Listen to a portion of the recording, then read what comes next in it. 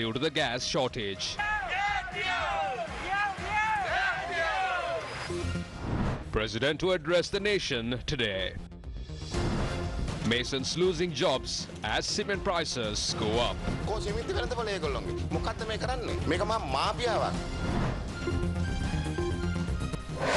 News First with the people.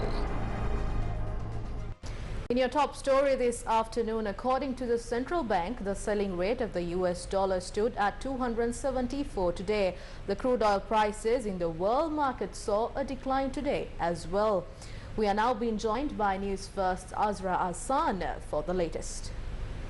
When Russia invaded into Ukraine, the global oil prices also was rising, and we saw how during the past few weeks the prices went up to at least $123 a barrel. If you take a look at the WTI market, or the West Texas Intermediate market, the dollar price per barrel went down to $98 today, but exactly 8 days ago the price was at $123 per barrel. If you take the Brent crude oil market, the price has gone down to $102 per barrel, and that was nearly a 20% decline from when the prices were rising. And this decline is mainly because of the peace talks that are currently underway between Russia and Ukraine. Thank you for that update, Azra. Moving on to more local news. The distribution of fuel has been severely affected as a result of the strike action launched by the Sri Lanka Petroleum Private Tanker Owners Association amidst the hike in fuel prices. Secretary of the Sri Lanka Petroleum Private Tankers Owners Association, Shanta Silva, said around 800 bowsers engaged in fuel distribution have suspended operations since midnight yesterday.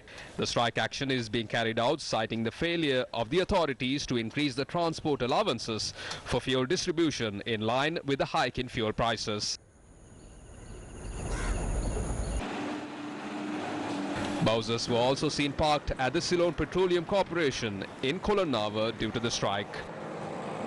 Petrol, diesel mudala tibuna mudala rupiah 55කින් වැඩි වුණු හින්දා we requested an increase of 60% in payments since the diesel price was increased by 55 rupees. When we discussed with them, they informed us to operate the bowsers for 2 days and they will provide a proper answer to us. We provided our services for 2 days on Monday and Tuesday. They said to take a rise of 13 to 23 rupees and operate for now, and then in about 2 weeks time we'll discuss again an increase. We cannot agree to that. ආයි සති දෙකකට පස්සේ සාකච්ඡාවට අරන් හෙමින් වැඩි කළා දෙන්නකෝ. එතනට අපිට එකඟ වෙන්න බෑ. However, a discussion is currently being held between Energy Minister Gamini Lukuge and Bowsers Owners Associations at the Ceylon Petroleum Corporation in Kolonava. The Energy Ministry notes measures will be taken to pay $42 million today to the oil shipment that arrived in the country. Secretary to the Ministry of Energy, KDR Olga, said subsequently the shipment will be unloaded today. She noted the oil shipment contains 22,000 metric tons of diesel and 22,000 metric tons of super petrol. Another shipment with diesel is due to arrive in the country on the 20th and 21st of this month through a credit line provided by India. Meanwhile, unloading of 37,500 metric tons of diesel from a shipment arrived in the country has commenced. Although the Ministry of Energy has informed that oil shipments are unloaded at present, the long queues to purchase fuel continue to be seen today as well. News First cameras captured footage at fuel stations in Colombo and its suburbs.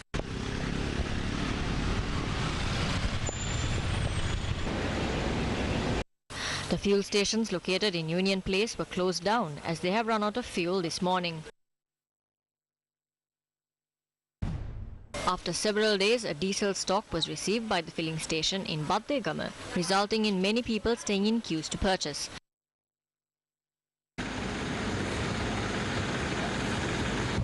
The filling station in Kandy and its suburbs remain closed without diesel stocks.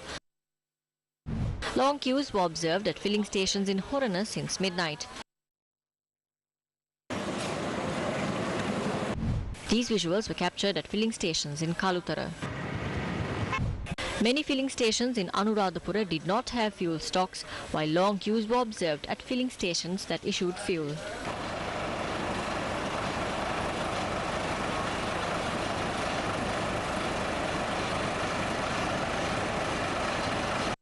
People in the Polonnaruwa district are also severely inconvenienced due to the fuel shortage.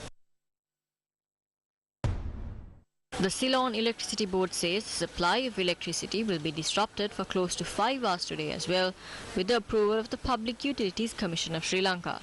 Accordingly, power cuts will be imposed island-wide in 20 zones. The power cut schedule is available on www.Newsfirst.lk. Litrogas and Love's Gas today announced that the production and distribution process of domestic gas cylinders was suspended as they have not received gas consignments to commence production. However, people are seen waiting outside distribution centers, anticipating the arrival of gas trucks to purchase domestic gas cylinders.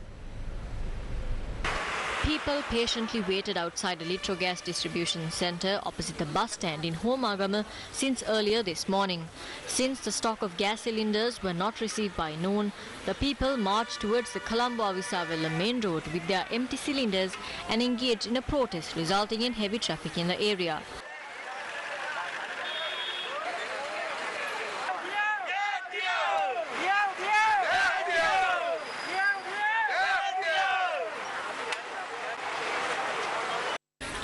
Homagama police then arrived at the scene and contained the situation.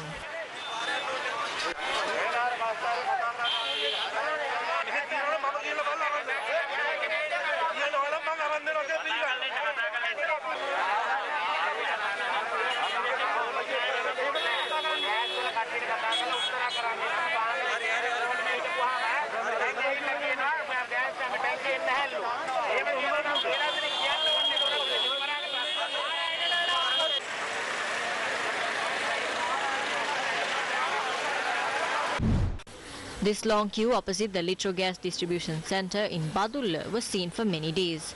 People say gas cylinders have not been issued even though tokens were issued. We're now joined by Newsfirst's Nisal Suryarachi with the latest fuel situation from Colombo. I'm at a fuel station in Colombo 7 and this is the situation at the moment.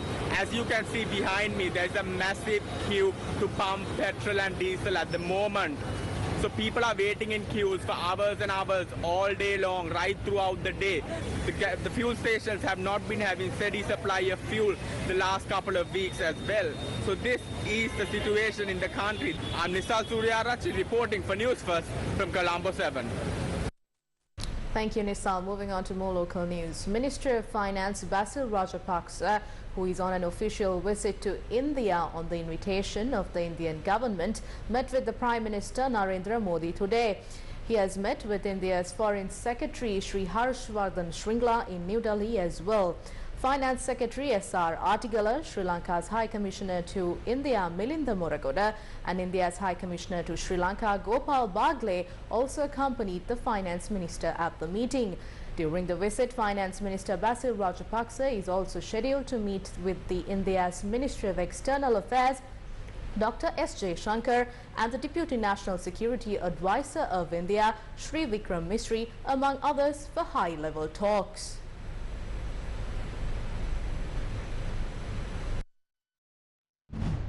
Minister of Shipping and Ports Rohita Begunawardena expressed views regarding the prevailing crisis situation in the country. A crisis has been formed regarding oil. Especially Finance Minister Basil Rajapaksa is in India today. We are asking for a $2 billion USD loan from India to purchase oil, medicines and food items that we cannot produce. The agreement is being implemented today. Oil shipments are arriving in the country and we will take measures to issue those shipments to the Ceylon Petroleum Corporation. The issue is that due to the crisis situation in the country, there is an unnecessary fear has been created within the minds of the people. As a result of the fear of not having oil in the future, and when the opposition engage in protest stating there is no oil and the country is going through a downfall, the people stockpile fuel. විපක්ෂයේ මේ වගේ ඇවිල්ලා කෑ ගහනකොට නෑ තෙල් නෑ ඉවරයි රට ඉවරයි කියලා කියනකොට ඉතින් ජනතාව ගිහිල්ලා තමන්ගේ වාහනයටත් තෙල් ගහගෙන තව බැරල් දෙකකටත් ගහලා ගෙදර ටැංකියක් තියෙනවා ඒකටත් ගහගන්න. ජනතාව බය වෙනවා. ඉතින් ඒ වගේ වෙලාවට මේ වගේ ප්‍රශ්නයක් වෙනවා. Meanwhile, a religious ritual was held at the Khadapula Sri Jinendra Rama temple in Nuwara today, wishing the government wisdom to remedy the sufferings of the people. President Gotabaya Rajapaksa is scheduled to address the nation at 8:30 p.m. today. The president's special address to the nation will be aired on Sirasa TV, TV1, Sirasa FM and YFM and the News First YouTube channel. Moving on to more headline-making news, a crisis has emerged in the construction industry due to the rise in cement prices and other materials. Has the crisis in the construction sector resolved? A crisis has emerged in the construction industry due to the rise in cement prices and other materials. As of now, our sector has seen a huge downfall. The cement prices are increasing day by day. Price of iron rods are on the rise. The corporate companies that sells them are increasing the prices per their own will. Usually I had 15 to 20 workers employed in my site here. However, today there are only 4 to 5. We are requesting a solution for this issue.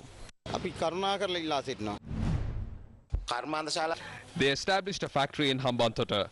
We thought cement will be sold at a reasonable price since it is a local factory. However, when we look at it now, not even a single bag of cement was issued from the factory to the market. The price of a cement bag has increased to 1,900 rupees. Where is their cement market? This is a massive mafia. We employ 1.2 million people. How can we save these people? How will they feed their families? How will they provide education to their children? The officials in charge are incompetent.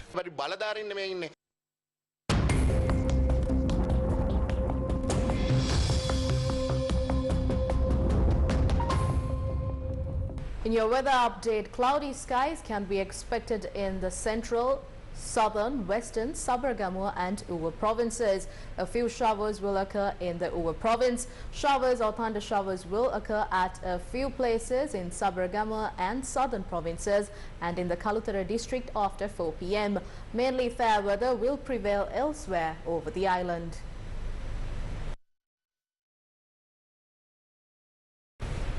A Sri Lankan man has been hailed a hero in Singapore for fending off a man who attacked him with a swan in Bangkok Crescent.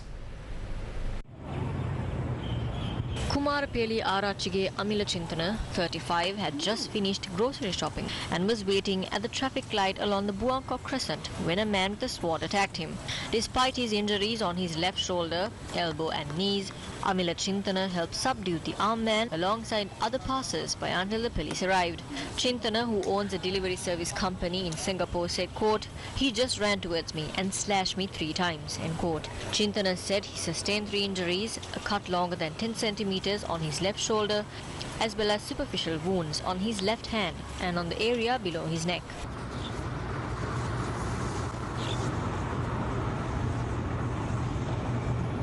The assailant, a 37-year-old man, slipped and fell after charging at Chintana, who managed to pin him to the ground. Preliminary police investigations found that the 37-year-old had consumed an unknown pill prior to leaving his home with the sword. Amila Chintana was among 6 people who received public spiritedness awards from the police for helping to restrain the suspect. Because I never thought that he will attack me. He will attack me because unfortunately this was happened. So then after that he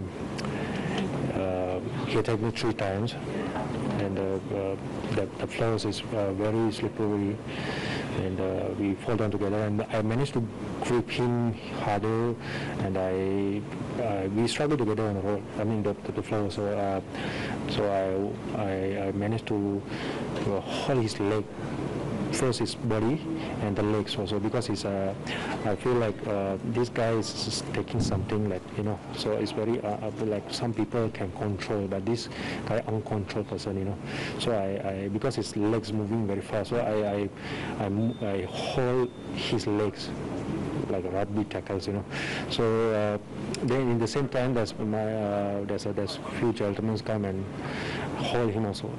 The things is really come to my mind that how if anybody is standing over here, like pregnant woman, is an elderly person, or any children, or because I always seeing that the parents bring their children from the daycare. So what can be happening? If let's say the man run into the shopping mall, what can be happen?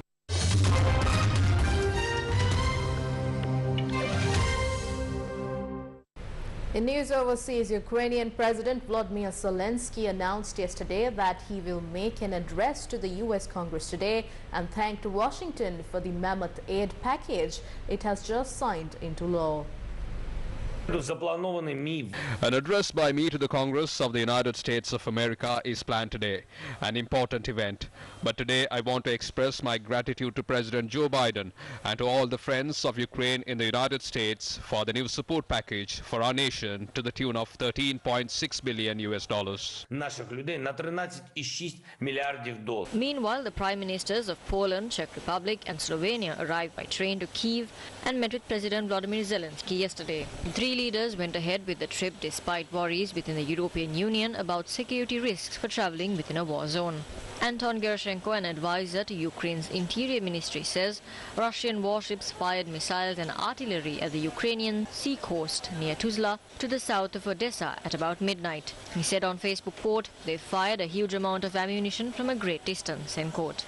Anton said Russia wanted to test Ukraine's coastal defense system. Ukraine's president has said that his country should accept that it may not become a member of the US-led NATO military alliance, a key Russian concern that is used to justify its invasion. A convoy of trucks carrying 200 tons of humanitarian aid from the International Committee of the Red Cross, also known as the ICRC, and other affiliated partners reached the Ukrainian city of Vinnytsia yesterday. Among the aid transported was war-wounded medical kits, relief packages, water and sanitation supplies. Russia says it is pulling out of the Council of Europe, a pan-European rights body, as pressure mounts for Moscow's expulsions over its invasion of Ukraine.